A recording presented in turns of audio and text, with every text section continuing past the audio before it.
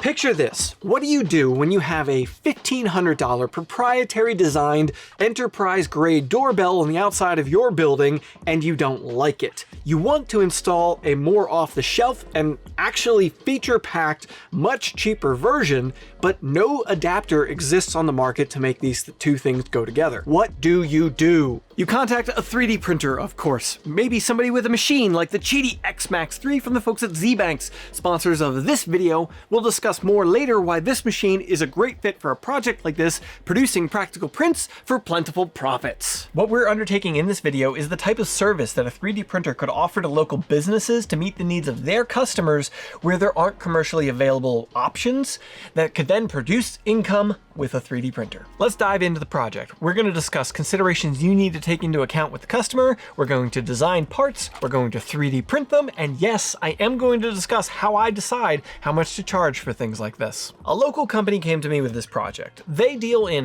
home theater, high-end audio, networking, and home automation installs. They installed one of these boxes into the brick wall of a customer's house about 2 years ago to accept a 2N brand doorbell and intercom system.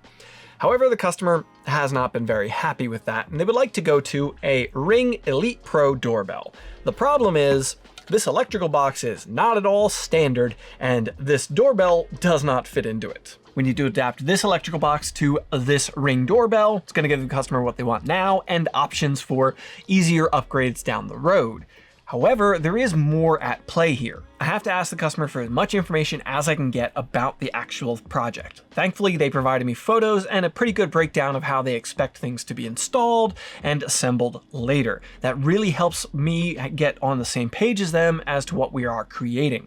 With this photo, we see right off the bat, this is installed into brick on the exterior of a house, so I don't want any exposed hardware. I don't want to make it easy for somebody to walk up and steal any piece of this. Also, being this electrical box mounted in brick means that there's going to be a gap cut around that in the brick for it. So I need to make something that's going to cover that gap, have a pretty decent flange like the existing installation has. If I designed exactly to this electrical box and only this electrical box, it would look terrible when final installed. And I should consider maybe some weather sealing. Something like the backside of this ring has a gasket on it. I may design that into my design for the adapter and that flange that goes around it as well, yet to be seen on that. Side note, that looks pretty rough for about 2 years of exposure to the elements, and that's a consideration we'll talk about later. Now, with the customer's expectations and my ideas for what needs to happen on the same page, we can move into actually designing this part. So let's head to the computer. One important aside here, I'm not going to do a step-by-step Fusion 360 tutorial in this video. I'm going to give you a few tips that I'll use on projects like this that you could apply to any CAD software you may choose to use. If you want an in-depth guide, maybe let me know in the comments and we'll see about doing that for another project. When I'm working with real-world components like these, I first need to start with measurements of the objects so I know what I'm building to and with. But instead of wasting my time manually measuring, what I'm going to do is jump online and look for 3D models that are already made for these or technical drawings. Pretty much the first place I'll look is a manufacturer's website. Surprisingly often nowadays, manufacturers have at the very least technical drawings that are very well laid out so you can get an idea of the exact dimensions of an object without having to try and measure it yourself, or actual 3D models. They usually make both of these a little difficult to find, so let's dive in. Now, looking around on 2N's website, the particular model we are looking for is the IP Solo, at least based on the images and information provided to me by the customer. First place I'm generally going to look is a support section, or here, technical area. I need technical documentation. In there, I'm going to find an AutoCAD file. If I click on that, it'll take me to another page in the support section where I can get CAD drawings. The file they provide is not a 3D render, it is a literal CAD drawing, a DWG file. All it is technical drawings. However, it still gives me a lot of what I need and saves me a ton of measuring. Now, there's plenty of information here for me to work with. I could pull measurements off of the drawing, compare them to the physical object I'm going to work with, because I have found, unfortunately, while there are technical drawings and 3D models available from plenty of manufacturers, it's surprising how often they don't exactly match the reality of their products.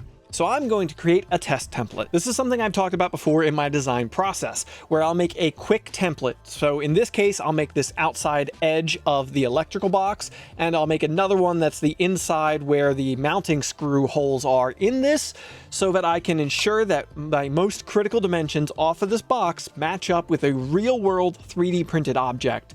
Before I start making a full complex design, I want to ensure the dimensions I'm working off of are accurate and the printing tolerances are as well. Once those template designs are done, I can send them to the printer. I am going to print them in the same material that I'm intending to use for the final project to ensure shrinkage and any material properties are taken into account when fitting these things up onto the electrical box, which I'll first set the one that's going to be the mounting flange down inside of the box, so that tells me my screw holes are aligned exactly where I need them, and then the one that goes on the face of it for the flange that's going to overlap everything, that one seems to be pretty good too. So the technical drawing that I got is good.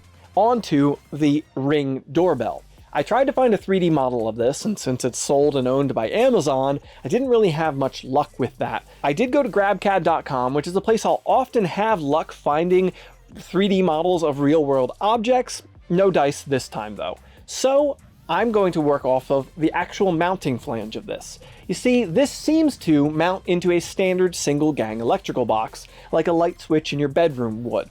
That is a very standard thing, and I know exactly where to get a 3D model of that, which would be McMaster.com. In case you've been living under a rock, this is McMaster Car's website. They are an industrial supply house with hardware, raw materials, tools, equipment, so much you could need for industrial or maker projects. What I need is a single gang electrical box. I searched for that and I found exactly what I want. The steel switch box will work just fine.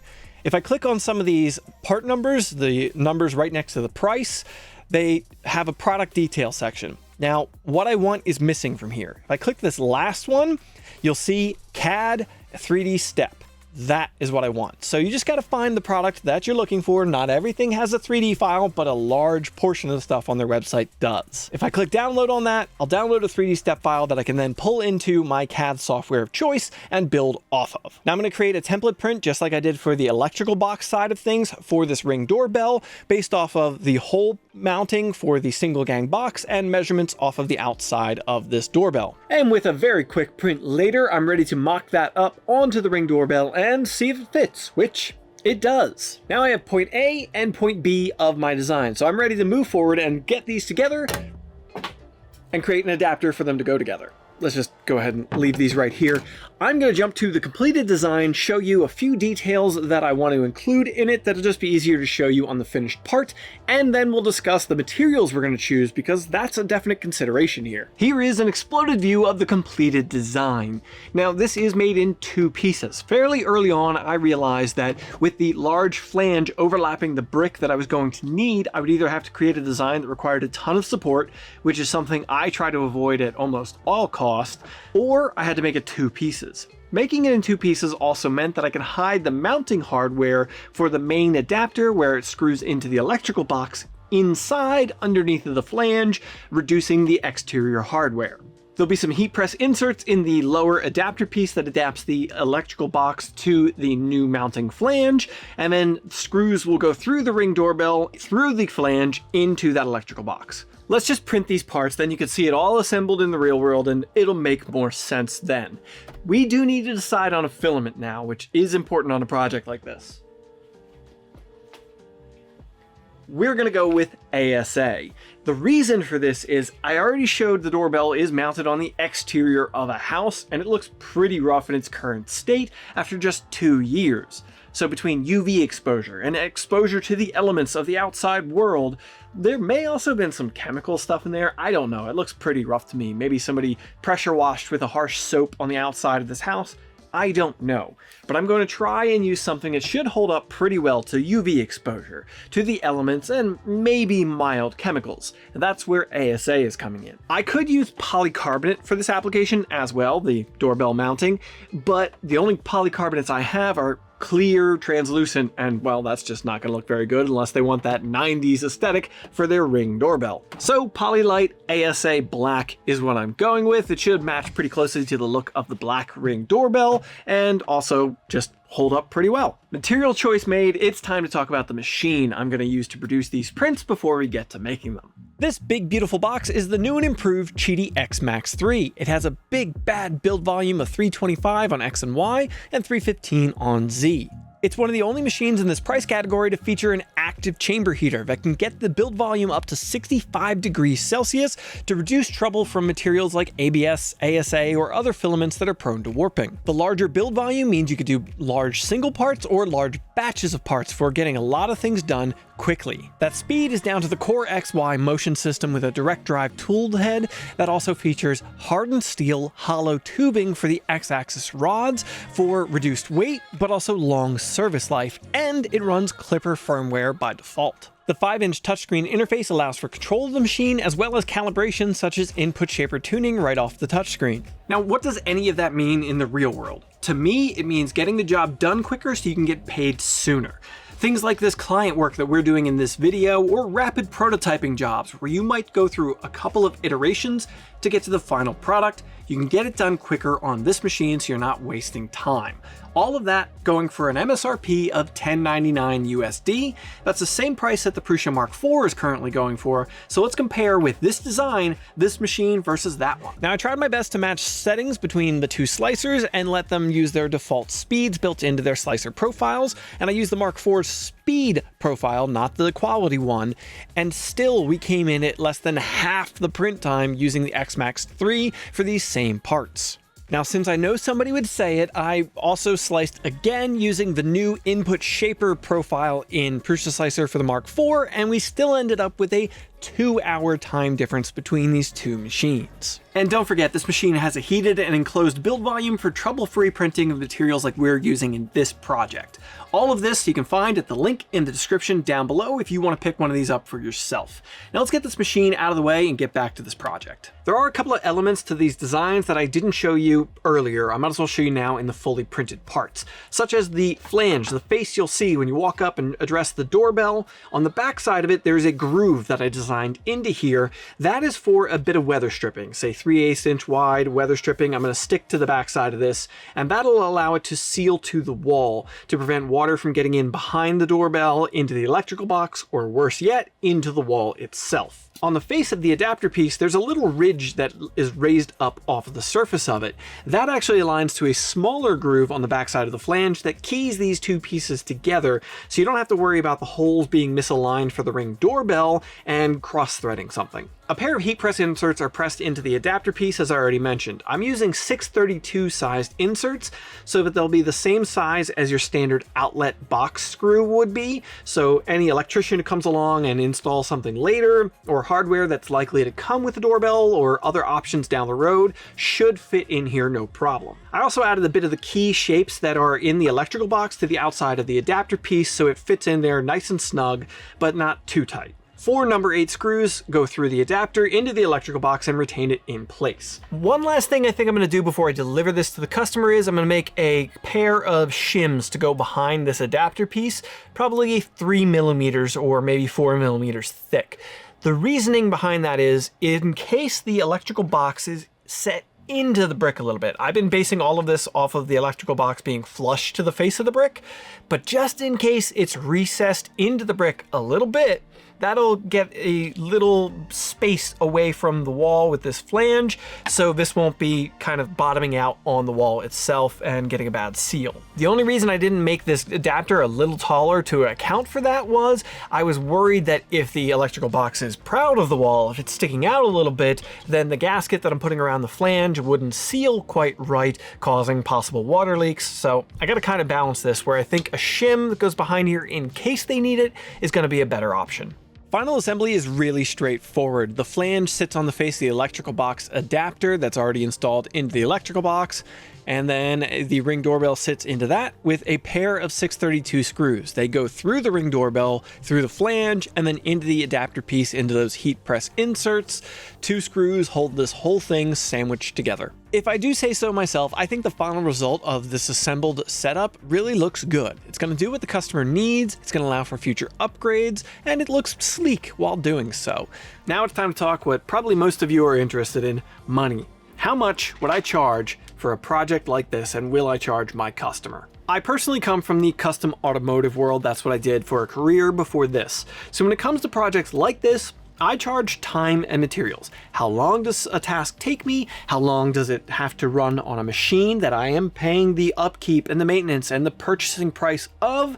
And how many materials are going into the product? Since I'm pretty time blind with my ADD, I ran a stopwatch on my cell phone while I was working on the design process. In total, I spent 4 hours on the design, including these original test pieces that fit the electrical box and the Ring doorbell. That's part of the design process. Those only took like 15 minutes to design up themselves, so that's not a particularly big deal. But the overall process, 4 hours, which I personally charge $75 an hour for. Where did that dollar figure come from? It's what I used to charge when I worked on cars for people. Time is money. If I'm spending time working on this, I'm not doing that other thing that could be making me money, so I'm going to charge the same amount. Not a very scientific system, I understand that, but I still think it comes out to a fair value for the work that is going in and the experience that I have creating designs like this. With design time covered, to get our total price, we also need to factor in print time. The customer did request 2 full sets of these, so I guess they have backups. I'm not really sure why. Don't care. They wanted 2, they're getting 2. I did end up slowing down the print speed on these just a little bit. I wanted to maximize the quality of the final product. Since it's the first time I'm working with this customer, I want to ensure they're getting my best foot forward here, and I think I definitely nailed it. These turned out beautiful. Now mind you, slower was still fast. The adapter and flange piece took 7 hours to print, meaning it was 14 hours for the 2 sets that they requested. The shim pieces that I added onto there took 45 minutes to print all of these, and the original test pieces that I mocked up on parts took just under half an hour, meaning this whole thing took 15 hours and 15 minutes to print, and I couldn't make that happen again if I tried. I take those print hours and I times them by $8 per hour, how much I charge per hour of machine time. Some folks charge a setup fee where having to prep the bed, load filament, they charge for that, or a post-processing fee for removing supports and inserting inserts. I don't really bill for that. I find it the easiest to track just the print hours, because if I forget how long it took, I can always reslice the design and get really close to the estimate of it. Or on a machine like a Qidi X-Max, I can jump into Fluid and actually check the history of the time it took for that print. Full transparency on how I came up with that dollar figure. A while ago when I was selling something like Flexi Elephants, I knew I wanted to charge $30 for those things. It was a price I felt was fair and people would be interested at. But it took like 10 hours to print on an Ender 3. So 30 divided by 10, $3 per hour. If somebody wanted a bigger one, well, I took the print time and I times it by 3, and that set my pricing moving forward. But then I got machines like the Qidi X-Max that print way faster. Seriously, that same 10-hour elephant, 3 hours and 20 minutes on that machine.